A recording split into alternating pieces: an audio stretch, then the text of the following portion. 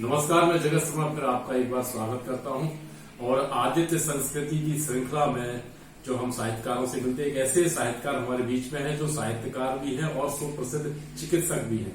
लेकिन चिकित्सा जैसे प्रोफेशन में से वो समय निकालकर साहित्य को देते हैं और बहुत अच्छी कविताएं लिखते हैं।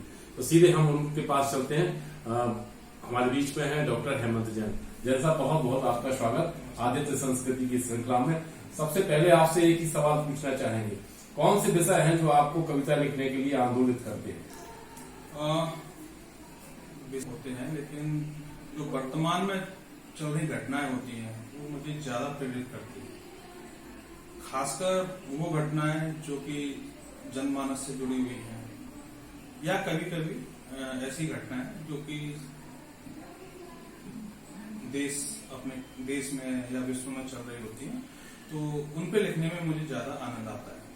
इसके अलावा कुछ कविताएं मैंने प्रेम रस की भी लिखी हैं, कुछ कविताएं मैंने वीर रस की भी लिखी हैं।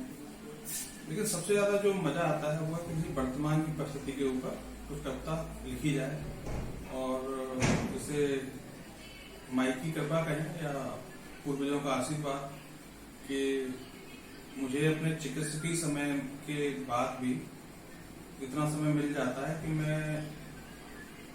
और मुझे इतनी मेहनत भी नहीं करनी पड़ती कि मतलब मुझे ज्यादा वक्त देना पड़े। एक बार में ही बैठ के मैं उस कविता को पूर्ण करने की प्रयास करता हूँ, वो जो कि हो जाती है।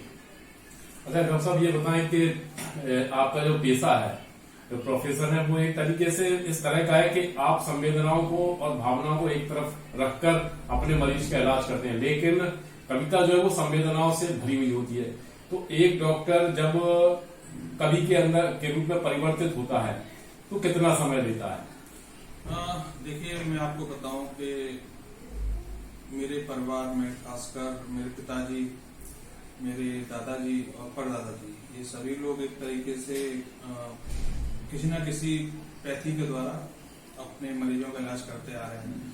तो ये चिकित्सा हमारे परिवार में ही है एक तरीके से।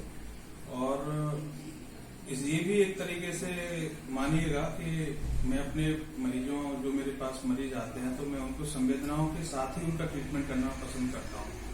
और कविता भी चूंकि संवेदना से संबंधित क्षेत्र है, तो मुझे कोई परिवर्तन नहीं लाना पड़ता। ये तो दोनों ही चीजें मेरे रग रग में बसी हुई है, नस नस में बसी हुई है। तो ईश्वर की कृपा मानिए कि मैंने कुछ कविताएं मरीजों के दर्द के ऊपर भी लिखी है और माई ने चाहा तो बहुत जल्दी हमें कोई अच्छी सी किताब मैं अपनी रचनाओं के ऊपर प्रकाशित करवाना चाहूँगा।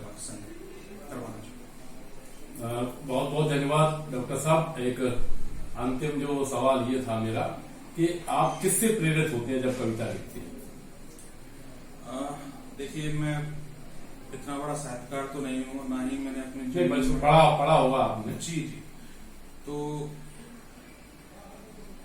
कविताएं तो मैंने बहुत ज्यादा किताबें, मतलब जो कविताकार हैं उनकी नहीं पढ़ी हैं, लेकिन फिर भी हरवंश राय बच्चन जी की कुछ कविताएं हैं। और आजकल जो हमारे युवा कवि हैं कुमार विश्वास जी, उनकी कविताएं मुझे प्रेरित करती है।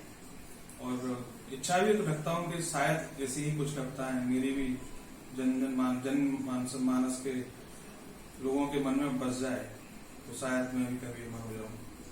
बहुत बहुत धन्यवाद डॉक्टर साहब। हम लोग शुभकामनाएं देंगे कि आप भी उसी तरह से कविता लिखें और आपकी कविताएं अमर हों और आप कविताओं के लिए भी जाने जाएं। और ये थे हमारे साथ डॉक्टर हेमंत जैन जी, जो डॉक्टर हैं और साथ में बहुत अच्छे कवि हैं। आदित्य संस्कृति के लिए जगत शर्मा।